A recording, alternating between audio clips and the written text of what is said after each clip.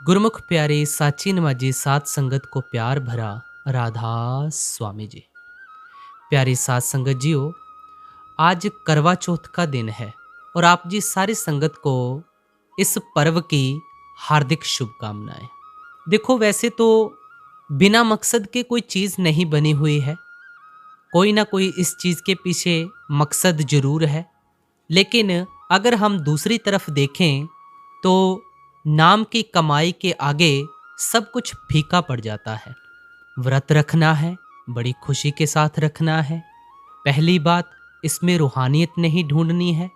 जैसे कि हर बार आप सभी को संदेश दिए जाते हैं कि देखो भाई, नाम की कमाई के बगैर हमारा इस भवसागर से पार होना बहुत मुश्किल है। बिना नाम की कमाई के कभी इस भवसागर से पार नहीं होंगे।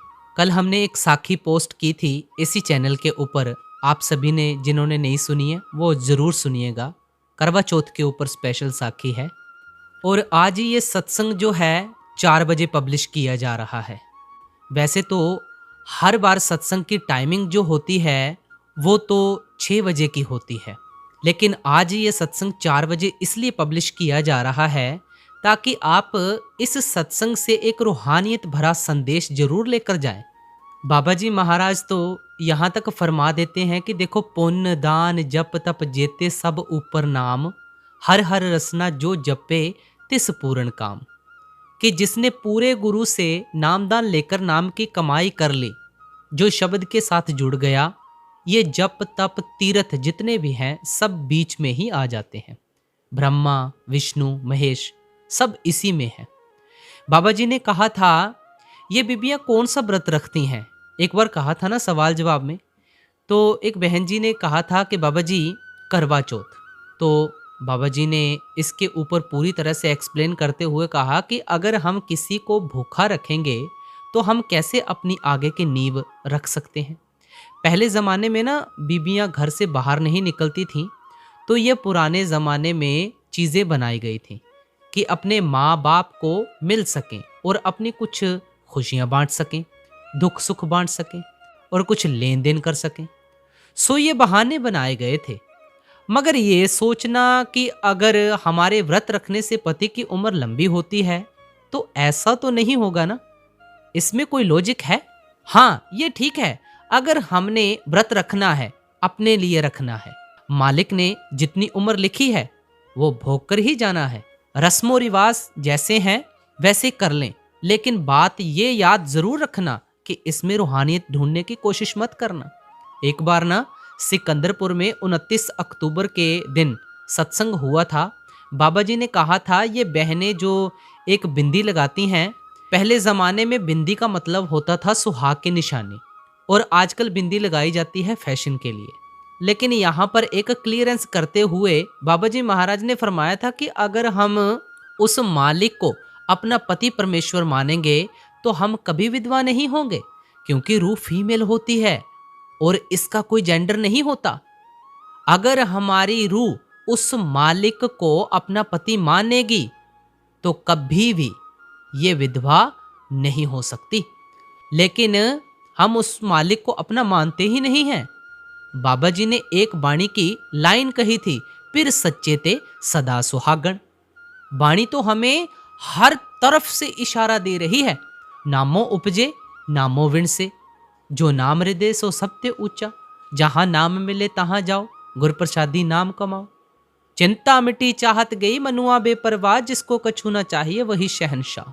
हर एक कार्य जरूर करो, लेकिन अपना असल कभी मत भूलो, कभी मत भूलो। बड़ा ही प्यारा ये सत्संग है। इस सत्संग को हम बड़े ही प्रेम भाव के साथ श्रवण करेंगे और आप जी से बेनती रहेगी कि इस सत्संग को सुनने के बाद इस साखी को एक बार जरूर सुन लीजिएगा, हमारी माताएं बहनें जो भी हैं, क्योंकि आपको इस साखी में बहुत सुंदर संदेश दिया गया है।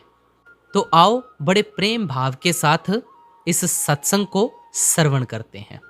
सत्संग की पहली तुक स्टार्ट हो रही है। नाम मिले मन तृप्तिये, बिन नामे त्रिग जीवास, कोई गुरमुख सज्जन जे मिले, मैं दस्से प्रभ गुणतास। आप जी फरमाते हैं ये चौथी पातशाही श्री गुरु रामदास जी महाराज जी की वाणी है। इस शब्द में आप बहुत अच्छी तरह से नाम की महिमा कर रहे हैं। वैसे तो हम किसी भी महात्मा की, किसी भी संत महात्मा की कोई भी वाणी पढ़कर देख लें। देखो, हर एक संत महात्मा नाम की कमाई करने का तरीका बताता है, शब्द की कमाई करने का तरीका बताता है। इसके अलावा और हमें कोई तरीका नहीं बताता। सिर्फ एक ही तरीका बताता है कि भाई नाम की कमाई कैसे करनी है। कोई भी महात्मा देखो यहाँ पर कौम बनाने के लिए तो आता नहीं है, या मजहब की दीवारें खड़ी करने के लिए आता है। आप देखो, किसी भी संत महात्मा ने आपके हाथों में डंडे या तलवारें दी हैं कि आप इसका सिर काट दो या इसको मार दो। वे तो भाई केवल हमारे अंदर उस शब्द या नाम की कमाई करने का शौक और प्यार इतना पैदा करते हैं कि हमें देह के बंधनों से आजाद करके मालिक से मिला दें। आमतौर पर हम क्या करते हैं कि जब वो चले जाते हैं, कभी हम उनकी तस्वीरों को मत्था टेकना शुरू कर देते हैं, कभी हम उनकी कोठियों को मत्था टेकना शुरू कर देते हैं, कभी उनकी गद्दी को मत्था टेकना शुरू कर देते हैं, कभी कुछ करते हैं तो कभी कुछ करते हैं। सब बाहरमुखी हो जाते हैं और बाहरमुखी होने के साथ साथ कर्मकांड में भी फंस जाते हैं। हम उनकी तालीम को देखो छोटे छोटे दायरों में बंद करके उनको मजहबों की शक्ल दे देते हैं और आपस में लड़ना झगड़ना भी शुरू कर देते हैं। देखो, हम ऐसा क्यों करते हैं?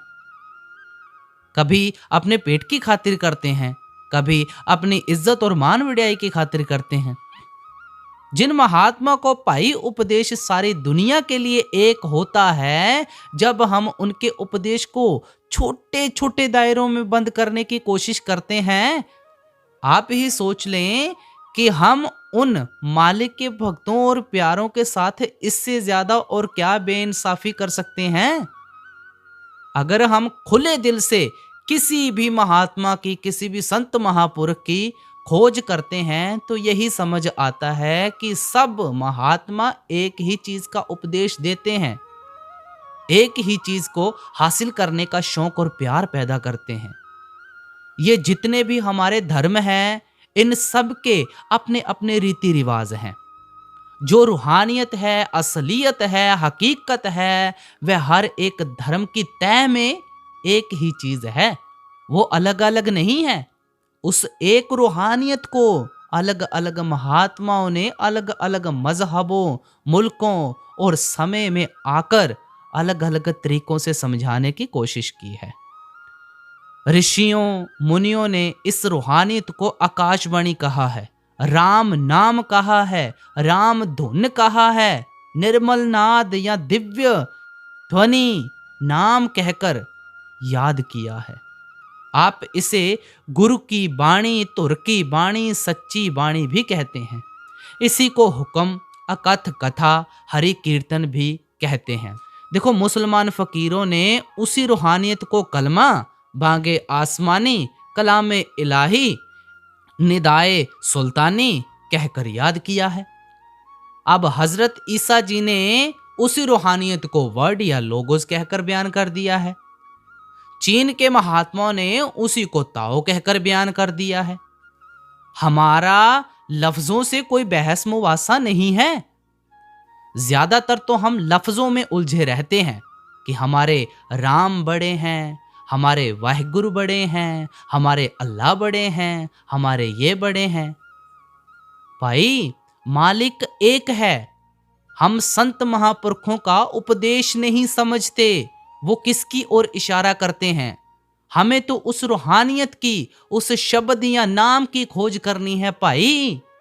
यहाँ गुरु अमरदास जी हमें समझाते हैं कि हम सब दुनिया के जीव इस संसार में सुख हासिल करने की कोशिश करते हैं, शांति भी प्राप्त करने की कोशिश करते हैं। कोई बेटे बेटियों के प्यार में सुख ढूंढता है, कोई मजहबों और मुल्कों की मान वड्याई से सुख ढूंढता है, कोई शराबों कबाबों में कोई सुख की तलाश करता है। इन चीजों में ना आज तक किसी को पाई सुख मिला है और ना ही तुझे मिल पाएगा। क्योंकि जिन चीजों में हम सुख ढूंढने की कोशिश करते हैं ना, ये सब अस्थाई है, आरजी है। इसलिए इनका सुख भी अस्थाई और आरजी हो सकता है। ये जो भी सुख हमें दिखाई दे रहे हैं, ये सभी समय पाकर दुखों में बदलना शुरू हो जाते हैं। इसलिए महात्मा समझाते हैं कि जब तक हमें वह चीज ना मिले जो कभी नाश ना हो, कभी फना ना हो, हम उसे अपना ना बना लें, तब तक हम सुख कैसे हासिल कर सकते हैं। ना सुख हासिल होगा, ना शांति प्राप्त होगी। वह कौन सी चीज है? गुरु साहिब कहते हैं, नाम मिले मन तृप्तिये।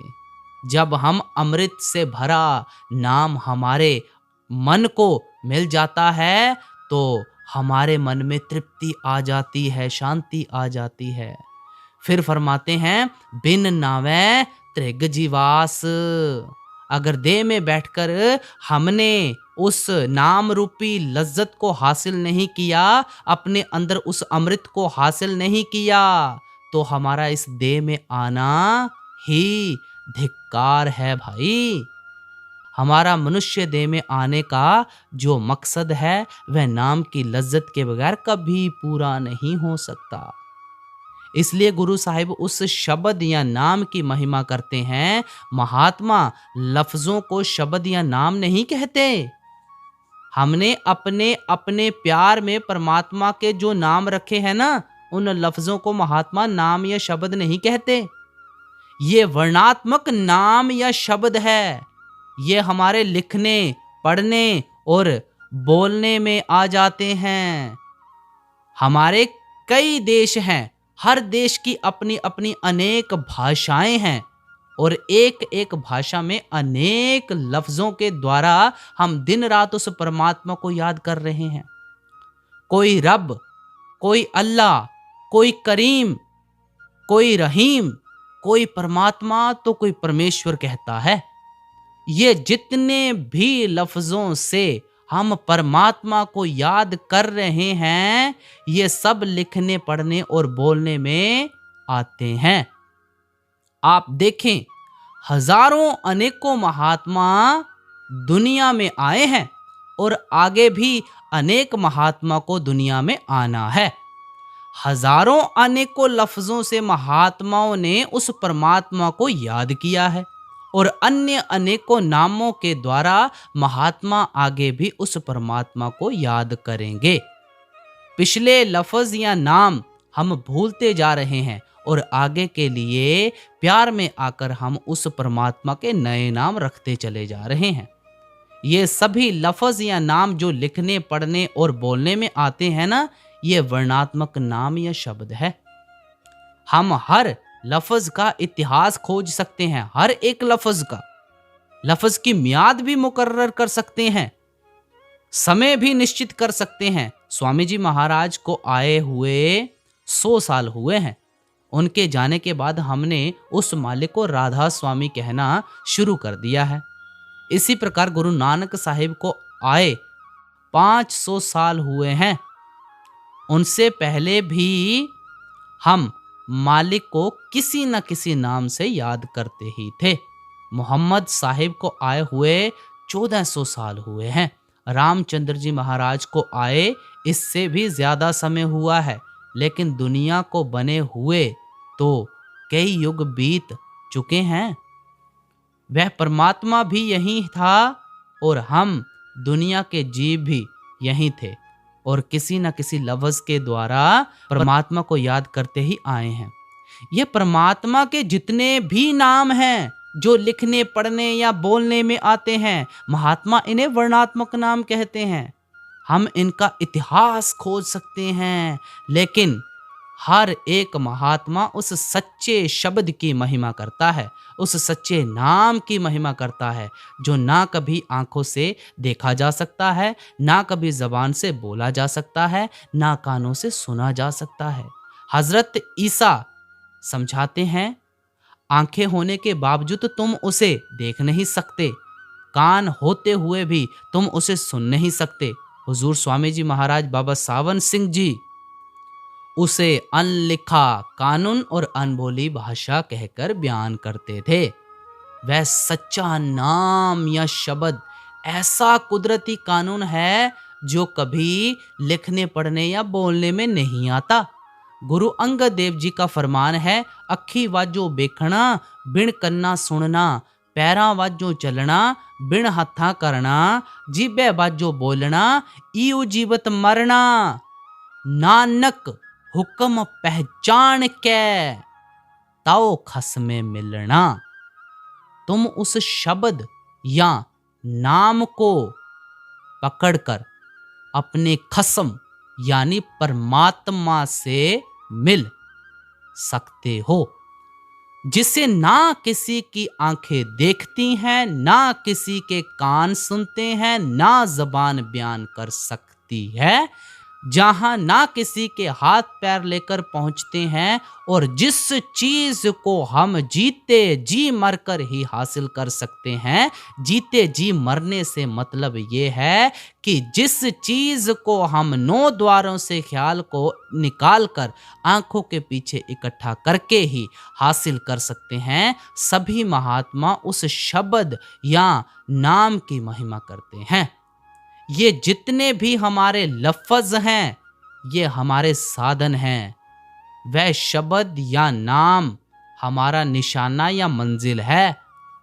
हमें लफ्जों के साथ प्यार करके कभी कौमों, कभी मजहबों, कभी मुल्कों के झगड़े खड़े नहीं करने चाहिए। हमें तो इन लफ्जों के जरिए उस सच्चे शब्द की, उस सच्चे नाम की खोज करनी है।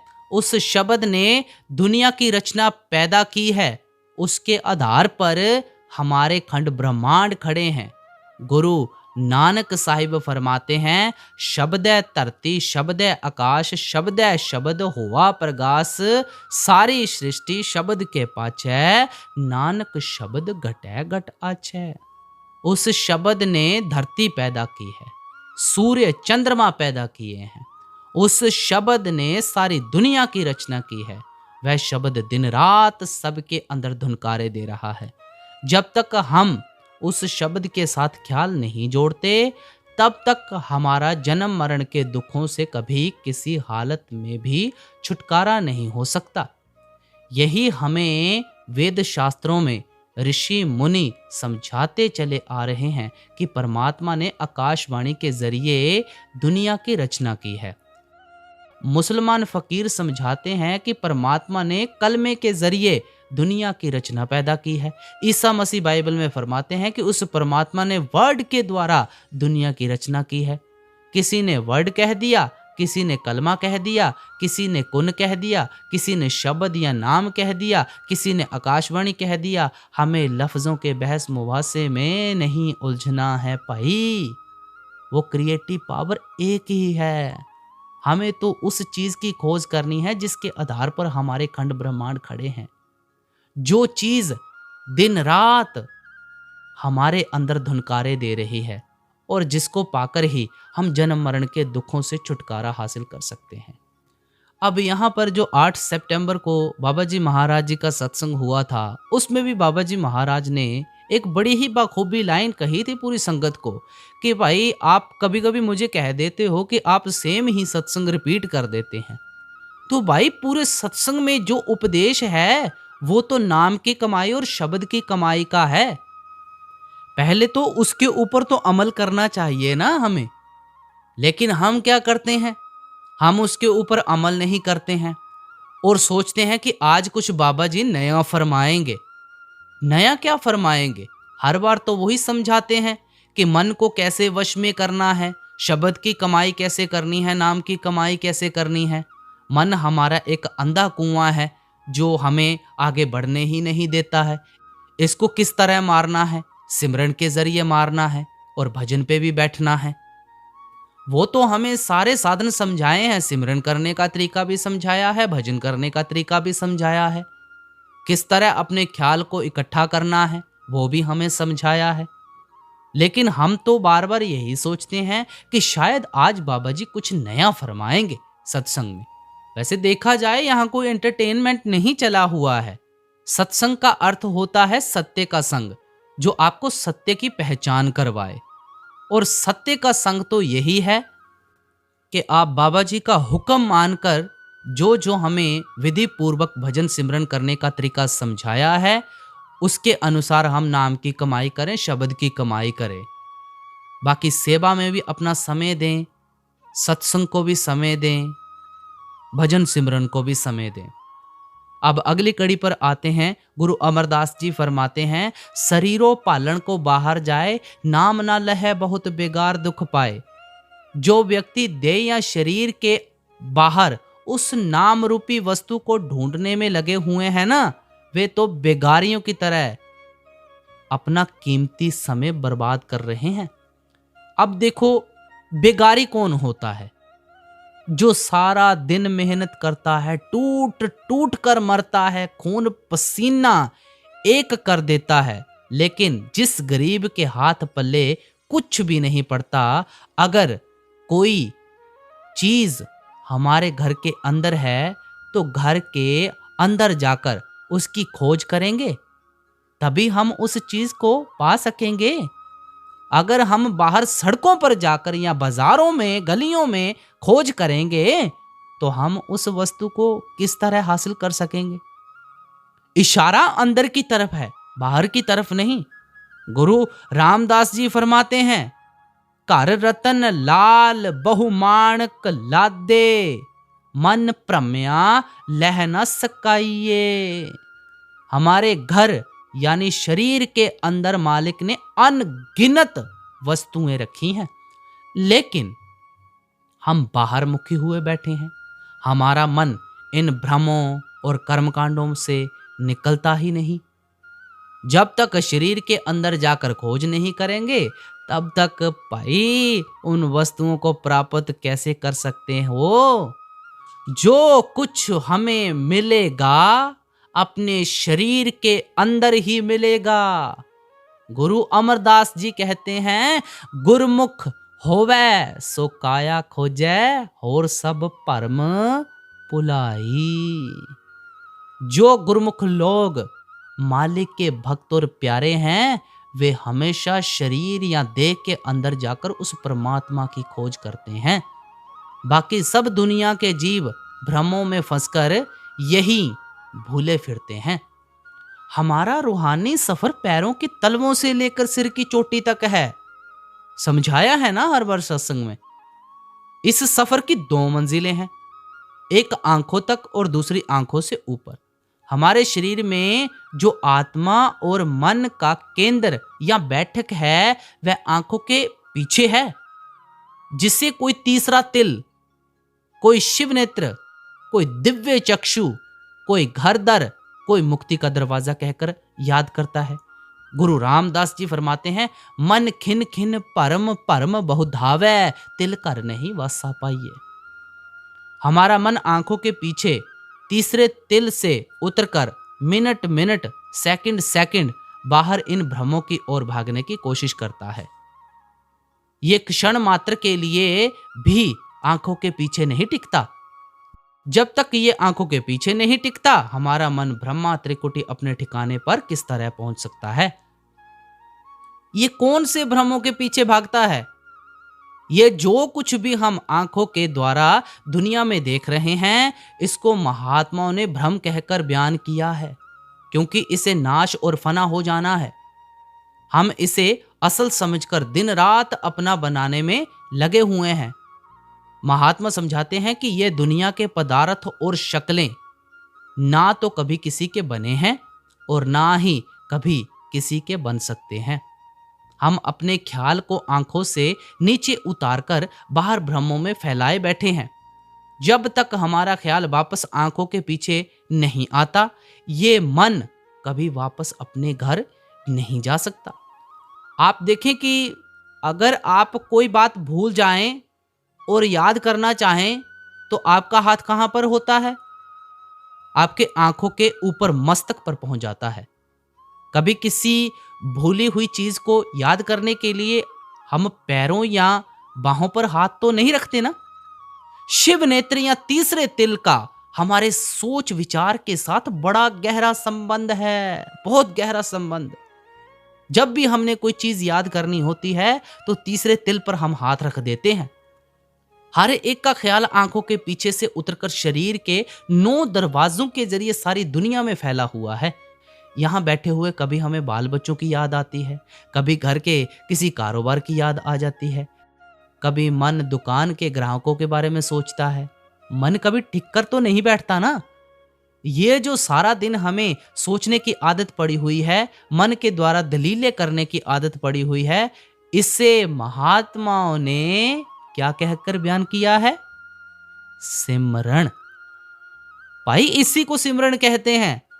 आप देखें, हमें सिमरण करने की कुदरती सभी को आदत पड़ी हुई है। चाहे जितनी अंधेरी कोठरियों में ताले लगाकर अपने आप को बंद कर लें, आपका मन वहां नहीं होगा, सारी दुनिया में फैला होगा। जिसका हम सिमरण करते हैं उसकी शक्ल भी हमारी आंखों के सामने आकर खड़ी हो जाती है। इसको महात्मा ध्यान करना कहते हैं।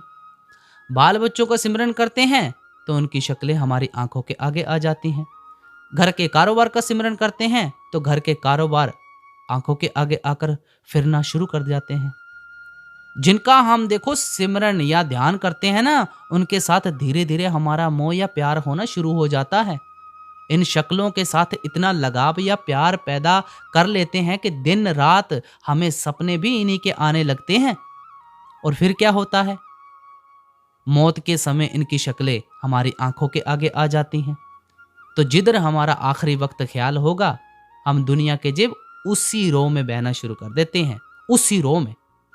ये बाल बच्चों का प्यार है, कौमों मजहबों का प्यार है, मुल्कों का प्यार है, जो हर एक को बार बार देह के बंधनों की ओर खींच कर ले आता है। महात्मा समझाते हैं कि हमें इसी तरीके से अपने मन और अपने ख्याल को दुनिया के मोह या प्यार में से निकालना है। सिमरन और ध्यान की तो हमें कुदरती आदत पड़ी हुई है, इसलिए महात्मा समझाते हैं कि तुम इस सिमरन और ध्यान की आदत से फायदा उठाओ। अभी हम किसका सिमरन और ध्यान करते हैं? जिन चीजों ने नाश और फना हो जाना है। महात्मा कहते हैं कि उस चीज का सिमरन करो जो नाश नहीं होगी, कभी फना नहीं होगी। बताने की जरूरत है, वो तो आपको पता है कि हमने उसका सिमरन करना है जो कभी नाश नहीं होगी। वो क्या है? नाम की कमाई, शब्द की कमाई। सारी दुनिया में नजर डालकर देखते हैं तो केवल एक परमात्मा परमेश्वर अकाल पुरख वाहे गुरु ही है जो अमर अविनाशी है। उसके सिवाय और सब कुछ यहाँ नाशवान है। गुरु अमरदास जी फरमाते हैं, हर बिन सब किछ मैला संतो, हर बिन सब किछ मैला संतो। भाई उस मालिक के बिना सब कुछ मैल है, यहाँ पर नाशवान है।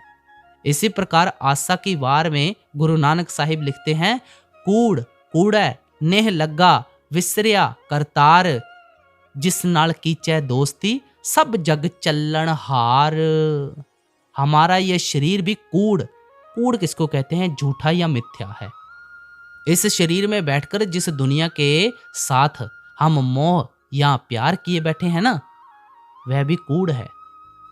ये कूड़ उस कूड़ के मोह व प्यार में उलझा बैठा है और विसरिया करतार परमात्मा को भूले बैठा है। आप फरमाते हैं कि उस परमात्मा के अलावा कोई चीज हमारी दोस्ती और भक्ति के काबिल नहीं है।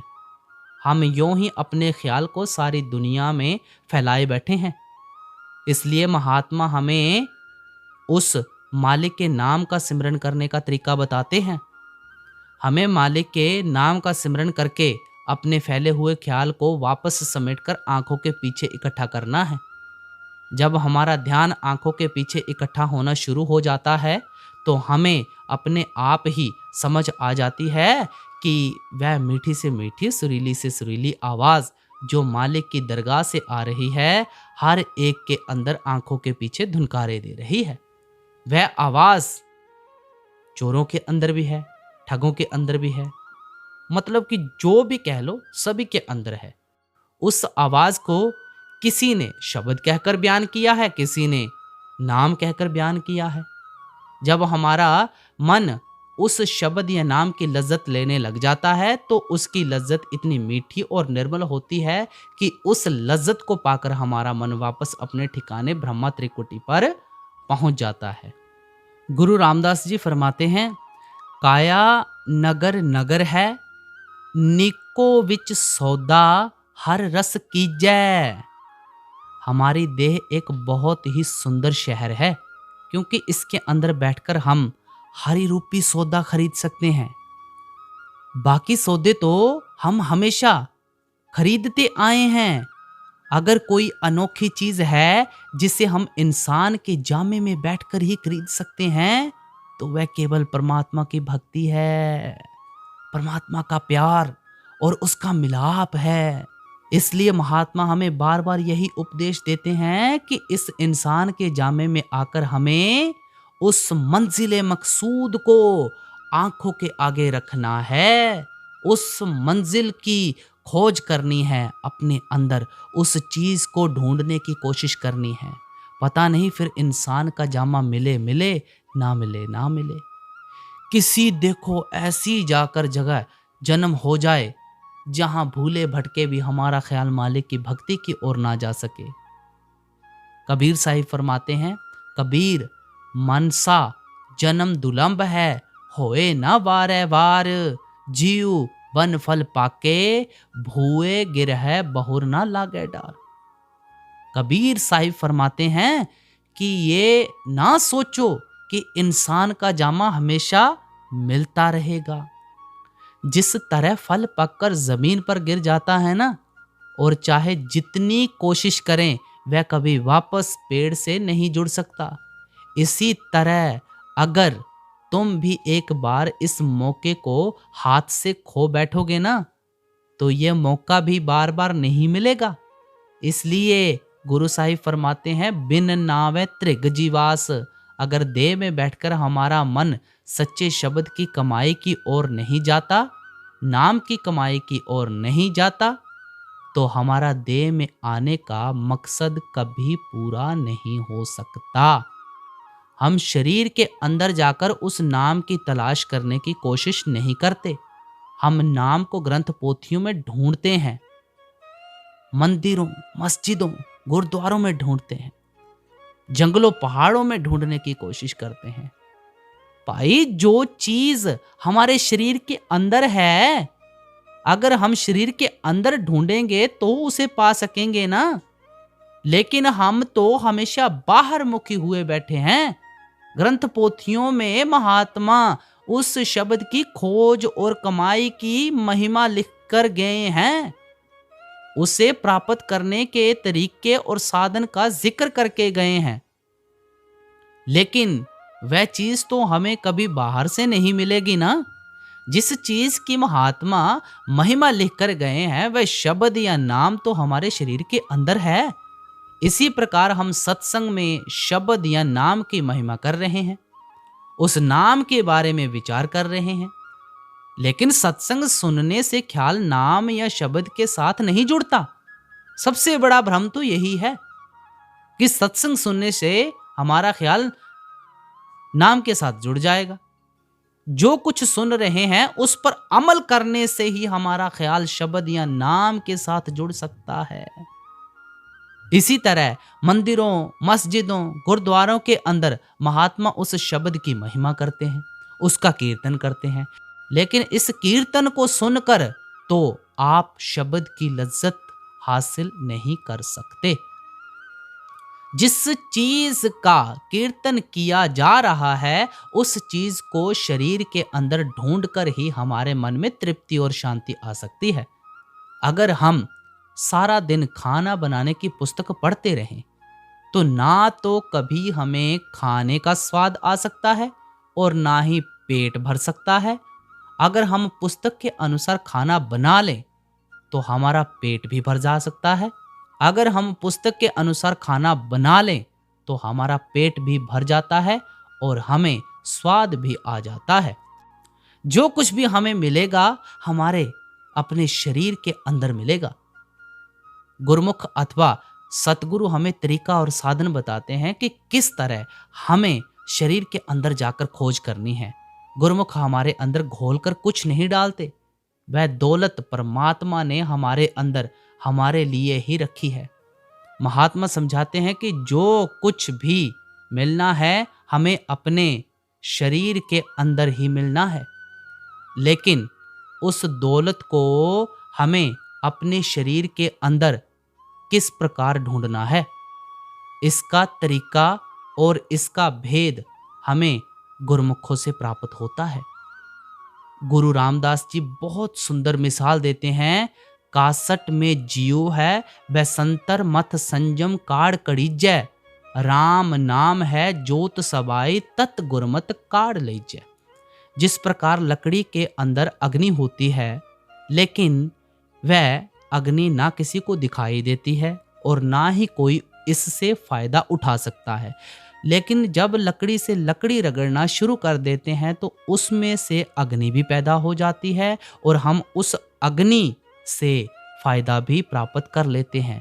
गुरु साहिब समझाते हैं कि इसी तरह वह शब्द या नाम हम सब के अंदर है, लेकिन जब तक हमें युक्ति और तरीके का ही पता नहीं चलता कि किस तरह अपने अंदर जाकर खोज करनी है, हम उस नाम से फायदा कैसे उठा सकते हैं।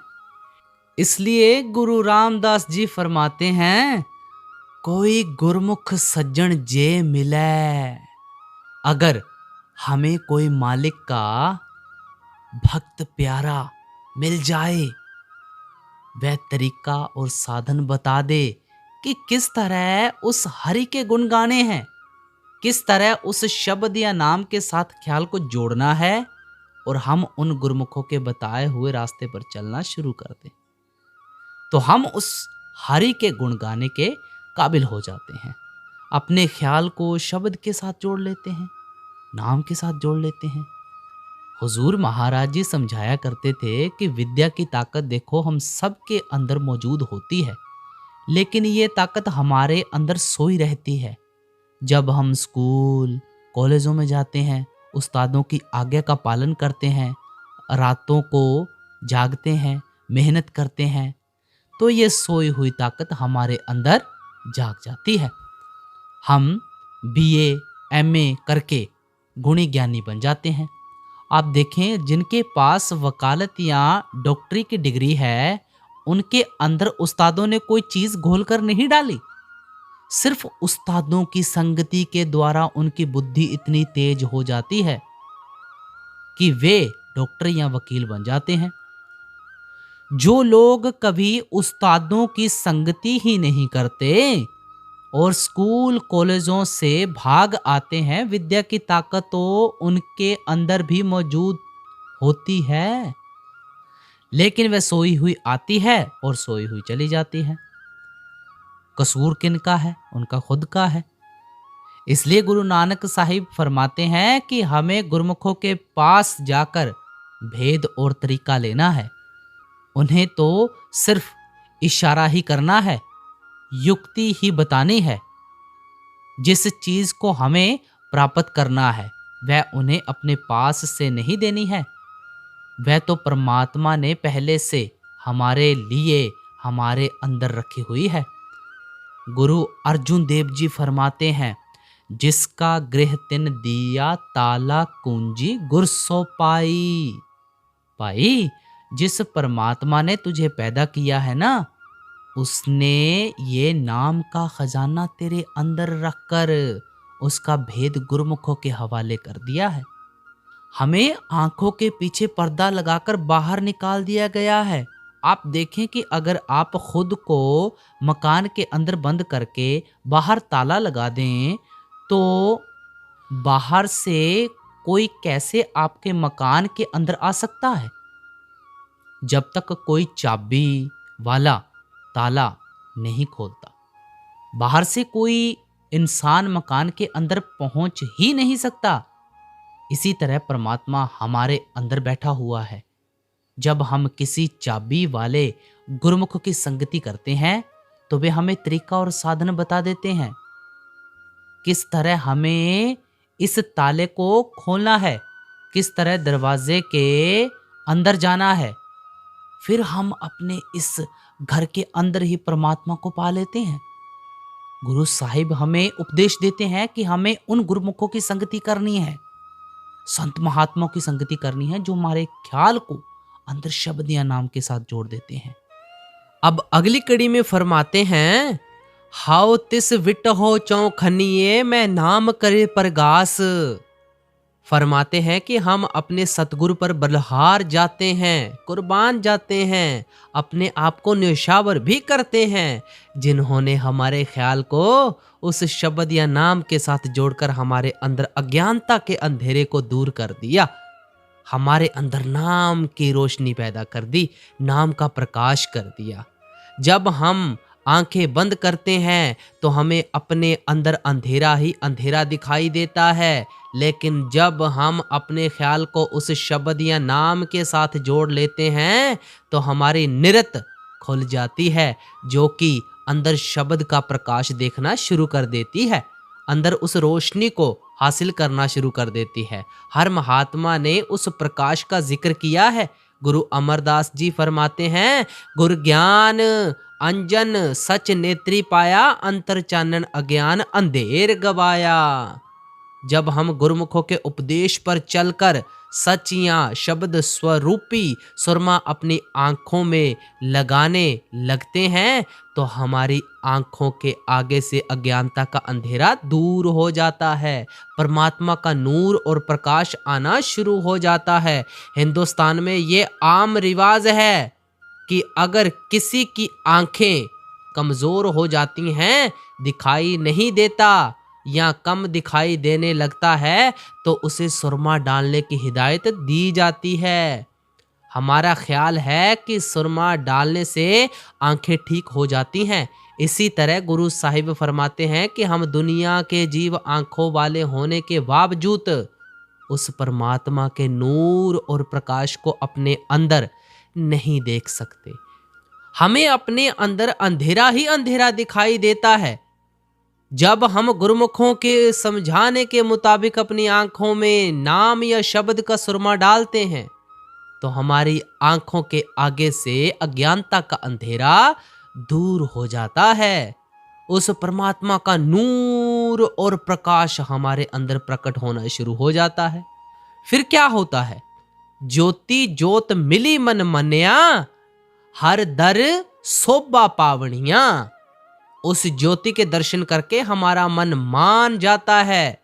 अभी हमारा मन बाहर मुखी हुआ बैठा है, आंखों के पीछे से उतरकर इंद्रियों के भोगों की ओर फैला हुआ है। जब ये मान जाता है तो आंखों के पीछे आकर अपने घर की तरफ जाना शुरू कर देता है, अपने केंद्र या ठिकाने के ओर आना शुरू कर देता है। जब मन मान जाता है, यानी जब मन अपने ठिकाने ब्रह्मा या त्रिकुटी में पहुंच जाता है, फिर हमारी ज्योति ज्योत में मिल जाती है, हमारी आत्मा वापस जाकर परमात्मा में समा जाती है। फिर फरमाते हैं, हर दर सोबा पावनिया। हम हरि अथवा मालिक की दरगाह में जाकर हमेशा के लिए शोभा और इज्जत प्राप्त कर लेते हैं। इसलिए जब तक हमारे अंदर से ये अज्ञानता का अंधेरा दूर नहीं होता, हमारे मन और आत्मा की गांठ कभी नहीं खुल सकती। हम कभी मालिक की दरगाह में जाकर शोभा और इज्जत प्राप्त नहीं कर सकते। गुरु अमरदास जी फरमाते हैं, बिन शब्द अंतर अनेरा, ना वसत लहै न चूके फेरा। कहते हैं कि भाई, शब्द या नाम की कमाई के बिना ना कभी तेरे अंदर से अज्ञानता का अंधेरा दूर होगा, ना कभी रोशनी और प्रकाश दिखाई देगा, ना कभी तेरा देह के बंधनों से छुटकारा होगा, ना तू जन्म मरण के दुखों से बच सकेगा और ना कभी परमात्मा को प्राप्त कर सकेगा। हमें जो कुछ भी प्राप्त होगा शब्द की कमाई से प्राप्त होगा। हमारी आत्मा की जो देखने की शक्ति है, इसे महात्मा निरत कहते हैं। जो इसकी सुनने की शक्ति है उसे सुरत कहते हैं। सुरत को अंदर उस शब्द की आवाज को पकड़ना है, निरत को उस प्रकाश को देखना है। इसलिए गुरु साहिब फरमाते हैं कि हम अपने सतगुरु पर बलिहार जाते हैं, कुर्बान जाते हैं, जिन्होंने हमारी सुरत को उस शब्द के साथ जोड़ दिया और जहां जाकर हमने उस शब्द या नाम के प्रकाश को देखना शुरू कर दिया। अब अगली कड़ी में फरमाते हैं, जिना सतगुर पुरख ना भेटियो से भागहीन वसकाल ओए फिर जोन पवाइयह विच विष्टा कर विकराल। अब आप फिर समझाते हैं कि संसार में दो तरह के इंसान होते हैं, एक गुरुमुख है और दूसरे मनमुख।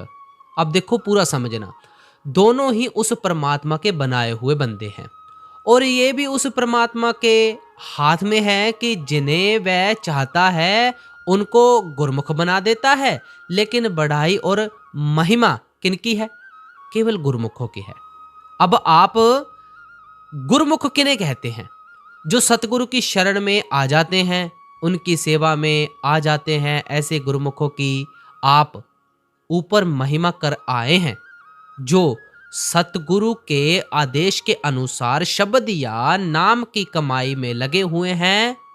अब आप मनमुखों की हालत बयान करते हैं कि जिना सतगुर पुरख ना पेट्यो से भागहीन बसकाल, कि जो सतगुरु की संगति में नहीं आते, उनके कथन के अनुसार मालिक की भक्ति नहीं करते, शब्द या नाम का अभ्यास नहीं करते, अपने ख्याल को शराबों कबाबों से नहीं निकालते, क्यों खोटे भाग्य वाले हैं? क्योंकि उनको मौत के बाद काल के पंजे में फंसना है। उन्हें यमदूतों के साथ जाकर धर्मराज के सामने पेश होना पड़ेगा। जहां धर्मराज उचित समझता है वहां उन्हें जन्म दे देता है। एक देह के बंधनों से छुटकारा नहीं होता, दूसरा देह रूपी कलबूत पहले ही उनके लिए तैयार खड़ा होता है। उसके अंदर पीछे आते हैं कि मौत पहले ही आंखों के आगे आकर नाचना शुरू कर देती है। 10 नंबरियों की तरह उनको हथकड़ी लगी ही रहती है। इसलिए आप फरमाते हैं कि मनमुख लोग बहुत खोटे भाग्य वाले हैं कि उन्होंने इंसान का जामा भी प्राप्त किया। 84 लाख योनियों के दुखों के बाद उन्हें ये मौका भी मिला, लेकिन वे अपने कीमती समय को शराबों कबाबों विषय विकारों और इंद्रियों के भोगों में नष्ट करके इस दुनिया से चले गए। उनकी क्या हालत होगी? फिर जोनी पवाइय के बार बार जन्म लेंगे और बार बार मरेंगे। उनकी यहां तक दुर्दशा होती है कि उन्हें विष्टा के कीड़े बनना पड़ता है और गंदगी की नालियों में जाकर सड़ना पड़ता है। गुरु अमरदास जी फरमाते हैं, सतगुर न सेवे मूर्ख अंध गवारा, फिर ओए किथो पायन मोक द्वारा। जो गुरुमुखों की सेवा नहीं करते, उनके दिए हुए उपदेश पर नहीं चलते, वे मुक्ति किस तरह हासिल कर सकते हैं? वे मूर्ख हैं, अंधे हैं, गवार हैं। एक तो वे अंधे हैं, दूसरे अंधेरे में एक तो वे अंधे हैं, दूसरा अंधेरे में फंसे हुए हैं। कुछ दिखाई नहीं देता, रास्ते का पता नहीं चलता, सिर पर पापों का बोझ उठाया हुआ है और इसी अंधेरे में ठोकरें खा रहे हैं। इसलिए आप प्यार के साथ समझाते हैं कि हमें गुरुमुखों की संगति में जाकर शब्द या नाम की कमाई करनी चाहिए।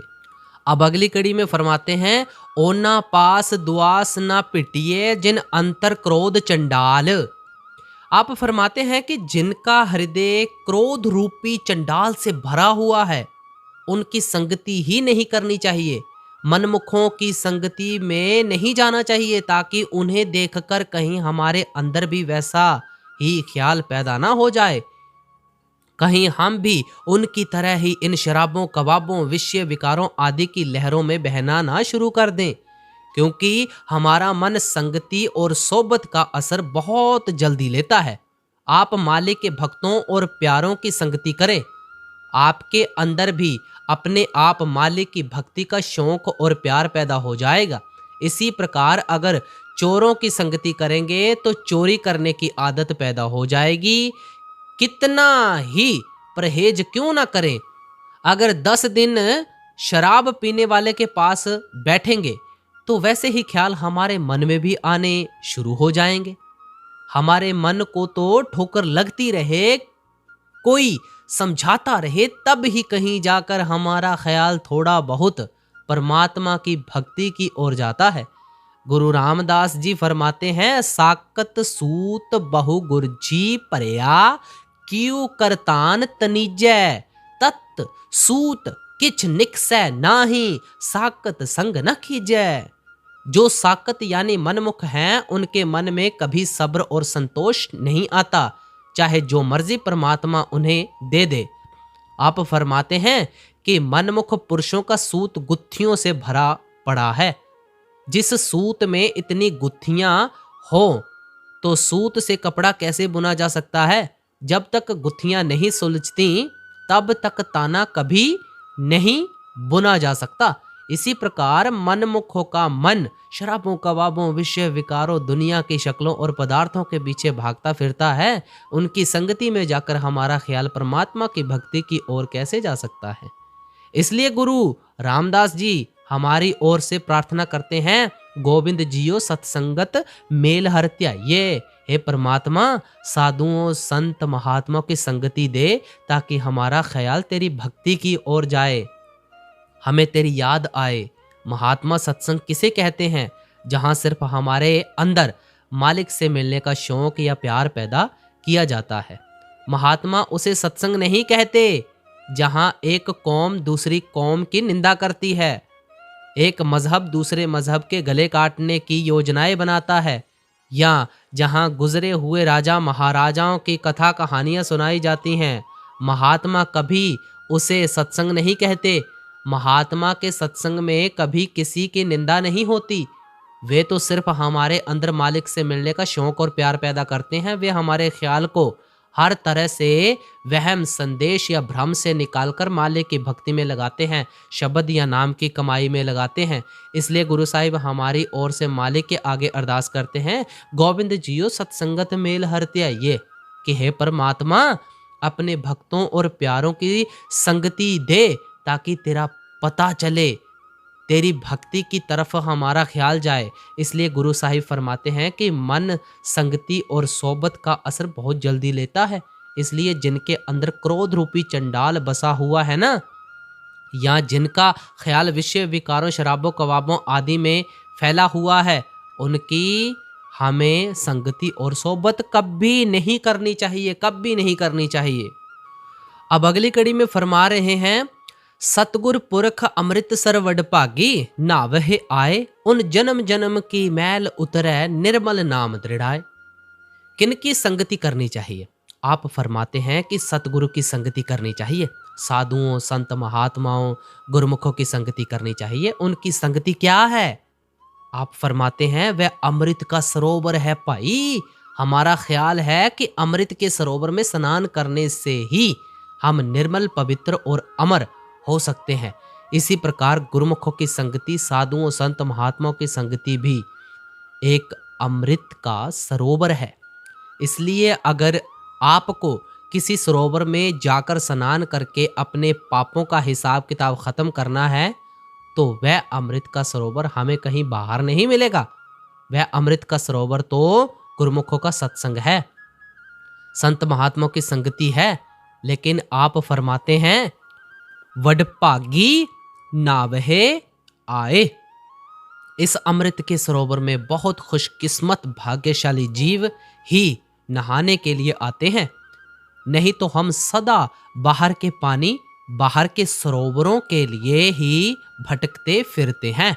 जिस सरोवर का महात्मा जिक्र करते हैं, वह सरोवर तो हमारे हर एक के शरीर के अंदर है। गुरु अमरदास जी फरमाते हैं, काया अंदर अमृत सर साचा भाई, वह सच्चा अमृत तो तेरे शरीर, तेरी देह के अंदर है। हम बाहर के सरोवरों और तीर्थों का भी आदर करते हैं। इन स्थानों पर बैठकर गुरु साहिबान ने, संत महात्माओं ने शब्द या नाम का प्रचार किया है। हमारे ख्याल को हर तरह के भ्रमों और संकल्पों से निकालने की कोशिश की है। इसलिए ये स्थान भी हमें प्यारे लगते हैं। लेकिन जिस सरोवर में स्नान करके हमें मुक्ति प्राप्त करनी है, वह बाहर का पानी कभी नहीं हो सकता। बाहर का पानी कितना ही निर्मल और पवित्र क्यों ना हो, वह हमारे शरीर की मैल उतार सकता है। लेकिन ये जो पापों की मैल है, गुरु साहिब फरमाते हैं, तो पै ना वह कै रंग, वह मैल तो नाम के अभ्यास के द्वारा ही धोई जा सकती है। गुरु अमरदास जी फरमाते हैं, ए शरीर सरवर है संतो, स्नान करे लिव लाई, नाम स्नान करे से जन निर्मल, शब्दे मैल गवाई। भाई, ये जो तेरा शरीर है यही असली सरोवर है। अगर तुझे सरोवर में जाकर स्नान करना है तो शरीर के अंदर जाकर स्नान कर। कौन सा स्नान करना है? शब्द के अभ्यास का स्नान करना है और किसी चीज का नहीं। गुरु नानक साहिब बहुत सुंदर उदाहरण देते हैं कि हम लकड़ियों का कितना ही बड़ा ढेर क्यों ना इकट्ठा कर लें, आग की एक चिंगारी सारी लकड़ियों को जलाकर राख कर देती है, सारे ढेर को भस्म कर देती है। यही कबीर साहिब फरमाते हैं कि तुम सूखे घास का चाहे जितना बड़ा ढेर क्यों ना लगा लो, आग की एक चिंगारी सारे घास को जलाकर राख कर देती है। इसी तरह नाम की एक बूंद उन सब कर्मों का हिसाब किताब खत्म कर देती है। इसलिए गुरु साहिब हमें बार बार इसी विषय पर लाते हैं कि भाई, जो कुछ भी तुझे मिलेगा गुरुमुखों और महात्माओं की संगति में जाकर नाम की कमाई करने से मिलेगा। उस शब्द के अभ्यास द्वारा तेरे संचित कर्मों का हिसाब खत्म हो जाएगा, तेरी आत्मा निर्मल और पवित्र हो जाएगी और मालिक से मिलने के काबिल बन जाएगी। अब देखो, सारा सत्संग फरमाकर अंत की कड़ियों में हमें क्या समझा रहे हैं। जन नानक उत्तम पद पाया, सतगुरु की लिव लाए। अब आप फरमाते हैं कि जिन्होंने सारी दुनिया में से प्यार या मोह को निकालकर एक सतगुरु के साथ मोह या प्यार कर लिया है, सतगुरु के साथ लिव लगा ली है, उनको ही उत्तम पद प्राप्त होता है। कौन सा उत्तम पद प्राप्त होता है? ऊपर समझा चुके हैं कि उनके संचित कर्मों का, सभी कर्मों का लेखा खत्म हो जाता है, उनकी आत्मा स्वच्छ, निर्मल और पवित्र हो जाती है, परमात्मा से मिलने के काबिल हो जाती है। गुरु साहिब ने इस शब्द में बड़ी अच्छी तरह खोलकर समझाया है कि हमें क्यों मालिक की भक्ति करनी चाहिए, किस तरह मालिक या परमात्मा की भक्ति करनी है, शब्द या नाम क्या चीज़ है, कहाँ जाकर शब्द या नाम की कमाई करने से भेद और तरीके का पता चलता है, किस तरह हम दुनिया के जीव बाहरमुखी हुए बैठे हैं, कर्मकांड में फंसे हुए हैं, किस तरह गुरुमुखों की संगति में जाकर इस कर्मकांड से, बाहर मुखता से हमारा मन निकलता है, हम शब्द की खोज में लगते हैं, नाम की खोज में लगते हैं। इसलिए हमें भी चाहिए कि गुरु साहिब के उपदेश के अनुसार अपने ख्याल को शब्द के साथ जोड़कर रखें, नाम के साथ जोड़कर रखें। आप जी से बेनती की जाती है, आज का सत्संग यहाँ पर समाप्त हो रहा है। करवा चौथ के ऊपर स्पेशल साखियाँ बनाई गई हैं, आप जी इन साखियों को भी श्रवण कर सकते हैं। राधा स्वामी जी।